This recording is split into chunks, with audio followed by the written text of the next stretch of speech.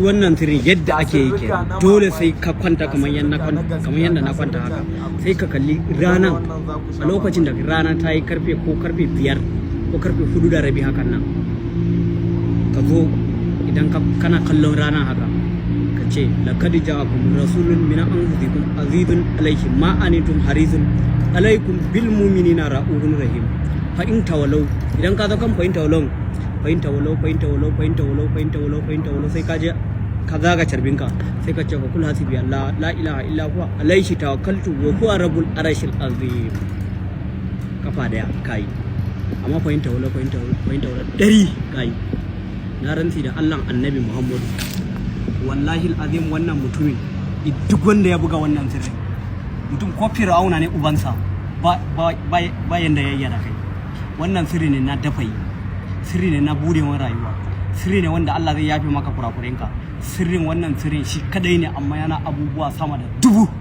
wallahi alazim wannan sirri ne ana cin masalla kada ja ku mai ciki yan uwa musulmai duk wanda ya karo da wannan sirrin ya gode wa Allah kuma ka tura bidiyon gaba ka dauka ka aikata wallahi alazim zaka yi wa iyayena addu'a ka samu mutum 15 kai sharing kai like kai wa annabi salati a comment ka dauka ka aikata wallahi alazim sai ka samu abin da kake so Allah zai faranta maka rai wannan sirrin na baku saboda mutuncin annabi Muhammadu amma sirrin nan kwana 7 ake kafa daddaya ake kwana 7 kafa daddaya kwana 7 na baku wannan sirrin saboda mutuncin annabi Muhammadu ga masu bukatan fataki da jalabi kofofin arziki su bude taurarun ka su bude an jefe ka rasa yadda zaka yi wannan sabulun yana warware asiri ko rariyar hannu ne yake damun ka kana neman kudi ko kana aiki kudi kana ajiye kudi sai ka rasa kudi ina suke shiga kudi ba sa taruwa ka zo ka mallaki wannan sabulun da nake maka bayani na wallahi alazim wannan sabulun ko da sila ko babu sila ko da dalili ko babu dalili albarka annabi Muhammad gangatan Allah idan kai wanka da wannan sabulun zaka samu farin jini da baka taba tsammani ba Allah zai buɗa maka kofofin samun ka Allah zai baka abin da kake so Allah zai baka da kuma yana lalata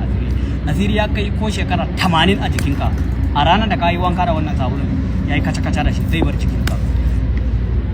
mun yi bayani yadda ake hada sabulu na yan uwa duk wanda yake son ya hada idan kana son ka hada mun yi bayani yadda ake hadawa ka shiga shafi namu ka saurara ka dauka ka hada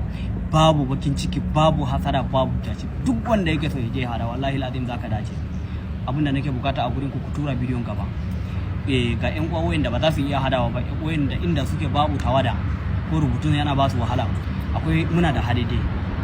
akwai lambobin mu akan profile zaka iya kira mu zaka iya mana magana ta WhatsApp insha Allah duk inda kake a doron duniya za a tura maka ko turaren wuta kake so ko kullin mallaka kake so ko mai farin jini kake so ko sabulun na fattahi da jalabi kake bukata kana so Allah ya guda maka kofofin arzikinka ka kira manajan namu 070 73 41 44 Allah ya kara wa annabi daraja ko kuma ka duba kan profile akwai lambobi ka dauka ka kira insha Allah duk inda kake za a tura